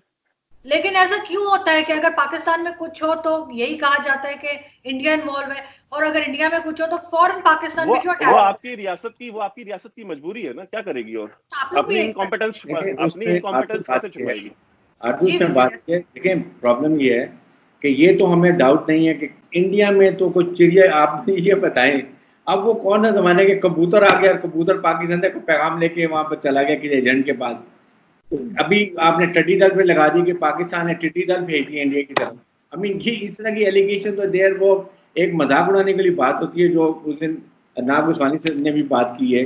इस तरह की तो ब्लेम इंडिया में तो कोई चिड़ी भी परे पार कुछ करेगी ना तो पाकिस्तान का नाम होगा। हम 10 दफ़ा सोचते हैं ब्लेम करने के लिए। पाकिस्तान में रॉ, बलोचिस्तान में, कराची में जो कुछ किया है, चाहे वो आप MQM लंदन एलिमेंट्स के साथ, अल्ताफ चंद ओपन कहते हैं कि मुझे अभी अनवर हुसैन ने भी कहा कि मैं रॉ पैसे देती है, हमें ये करते थे, हम ये करते हैं। तालिबान ने कहा कि उनके स्पोक्स पर्सन है कि इंडिया में ट्रेन करता है पाकिस्तान में टेररिज्म के लिए। और फिर नेक्सिस है रॉ का और NDS का, ये भी हमें पता है सबको। मेरे गौरव ने ओपन ने कहा कि मेरे पास तमाम कॉन्टैक्ट्स हैं हर चीज़ के। उन्होंने खुद कहा जी हम सब कुछ कर रहे हैं, करेंगे। ये कितना बड़ा स्टेट टेररिज्म है जब आप ऐसी बात करते हैं। पाकिस्तान ने कभी ओपनली कहा कि जी हम इंडिया में टेररिज्म करेंगे, हम यूपी में सिखों को सपोर्ट करेंगे, या हम एनस्लाइट मूवमेंट को सपोर्ट करेंगे, या हम को और प्रॉब्लम करेंगे। पाकिस्तान की हम अपने मसाइल में पहले गिरे हुए हैं, हम इन चीज़ों में इंटरेस्टेड बिल्कुल नहीं है। We can't afford now. अभी बड़ी मुश्किल से हमारे मुल्क में दहशतगर्दी खत्म हुई है, बड़े अच्छे तरीके से काम हुई है। टेररिज्म देखें, टेररिज्म बंदूक उठाना is different, arm freedom struggle is different. इसको डिफाइन करने का भी और नो, मेरे बहुत भाई फौजी बंदा है, ही नोज इट के व्हाट इज फ्रीडम स्ट्रगल और बेस्ड आर्म पे एक टेररिज्म है, बहुत फर्क है, इस पे कोई डाउट नहीं है। जब आप किसी को सप्रेस करेंगे, किस पे कब्जा करेंगे, बाकी नौजवान हथियार उठाएंगे, लड़ेंगे, छुपते रहेंगे, जितना मर्जी लड़ाई होती रहेगी, होते रहेगी। डैम्स की जो बात थी, वी मस्ट नो कि पाकिस्तान में दोनों डैम बनने शुरू हो गए हैं, बादशाह डैम भी और मोमन डैम भी, दोनों बन रहे हैं। बहुत स्पीड, बहुत बड़े हाइडल डैम ये पावर प्रोजेक्ट्स हैं जो कि हमने अपनी कोलैबोरेशन से बना रहे हैं। ये स्टार्ट हो गया काम और बड़ी स्पीड पे हो रहा है। इस पे कोई कॉम्प्रोमाइज भी नहीं हो रहा, बिकॉज वी नो कि हमारे लिए सबसे इम्पोर्टेंट ये है कि cheap electricity and that is fighting, ये तो उसके ऊपर हो रहा है। एमक्यूएम का इशू ये है, London MQM, yes not all, I never से कि एमक्यूएम के बहुत मोहब्बत वतन लोग हैं, बहुत अच्छे हैं। जो कुछ एलिमेंट थे वो पाकिस्तान ने, हमारी यहाँ के सिक्योरिटी फोर्सेस ने और फिर पोलिटिकल बिल के साथ अंडरस्टैंडिंग वो खत्म कर दिए, they have finished. Altaf Singh को प्रॉब्लम ये कि side line, he is irrelevant, now MQM is out of London, ये लंदन, इसलिए अब वो बहुत प्रॉब्लम खत्म हो गई है। लेकिन अभी भी ओपनली जो है, ये जो कराची के स्टॉक एक्सचेंज का इंसिडेंट हुआ है या चाइनीज एम्बेसी का हुआ था, इसके सारे 2+2 जब हमने किए तो सारा पता चल गया कि कहाँ से ये हुआ, कौन इन्वॉल्व था, क्या चाहते हैं। हाइब्रिड वॉर आपने ओपनली किया कि हम पाकिस्तान में, बलूचिस्तान में ये करेंगे। आपके जी जवाल हैं वो इंडिया पाकिस्तान में रह के चले गए इतना अरसा, उन्होंने ओपन जाके कहा। आपके नरेंद्र मोदी ने ओपनली कहा कि हमने बांग्लादेश में, यस हमने किया, ये बांग्लादेश को तोड़ दिया, इस पाकिस्तान को आपने स्टेटस, पाकिस्तान को ऐसी कोई बात नहीं की है। ये हमें, और फिर ये जो साइबर का बात की गई थी, लेकिन पुलिस हाई हैंडेडनेस हर जगह होती है, it with the police wrong action, पूरी कौम ने उसको किया, बहुत ज्यादती की गई। कोई इसको, हम कोई नहीं कहता कि गलत, ये अच्छी बात की नहीं होनी चाहिए थी। लेकिन जो Kashmir is a different all together game, वहां पर आप जो आपके सामने जो स्ट्राइक्स औरतें बच्चे बूढ़े होते हैं, वो तो अनआर्म्ड होते हैं, उनके पास तो कोई, आप ठीक है जो फ्रीडम स्ट्रगल कर रहे हैं आपकी फौज से लड़े, उनको करें, लेकिन नॉट कि आप उनको अंधा कर दें। पैलेट गन होती है टांगों में फायर करने के लिए, आंखों में, चेस्ट पे, मुंह पे फायर करने के लिए नहीं होती है। एक तो ये हमें बड़ा क्लियर होना चाहिए और ये कोई ऐसी बात नहीं होनी चाहिए। धीरे धीरे ट्रेन हो जाएंगे सर। तो इसलिए ये बात करने की ये नहीं, कमेंट के लिए पहले मैं गौरव आपकी तरफ चलूंगी, 1 मिनट आप प्लीज, लास्ट कमेंट आपकी तरफ। मैं सिर्फ ब्रिगेडियर साहब से एक सवाल पूछना चाहता हूँ। ब्रिगेडियर साहब ने ये बोला ना कि ये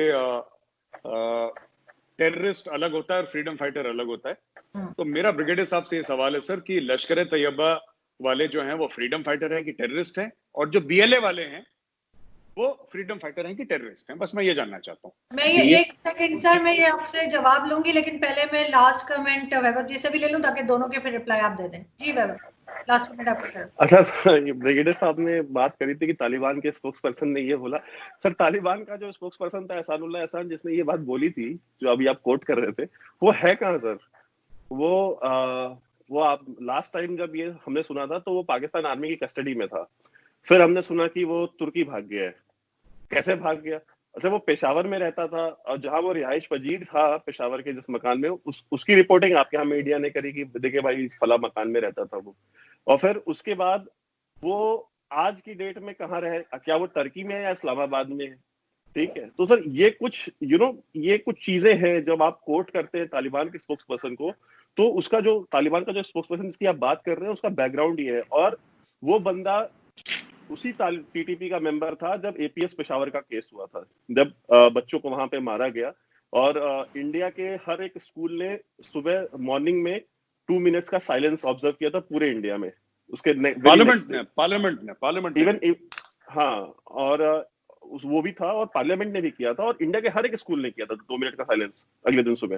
तो इंसानियत की बात ये है। अच्छा, कालाबाग डैम बन गया, अगर कालाबाग डैम बन गया तो नहीं बना, लेकिन आप 2 डैम बन जाएंगे, ये बेफिक्र है। 2 डैम और moment dam they already started off, sir be clear about. I hope कि बन जाए, पाकिस्तान की नीड है ये, क्योंकि जब कालाबाग डैम जैसा बना था अगर उसी तरह ये दोनों डैम भी बन गए तो सर फिर वो मसला हो जाएगा।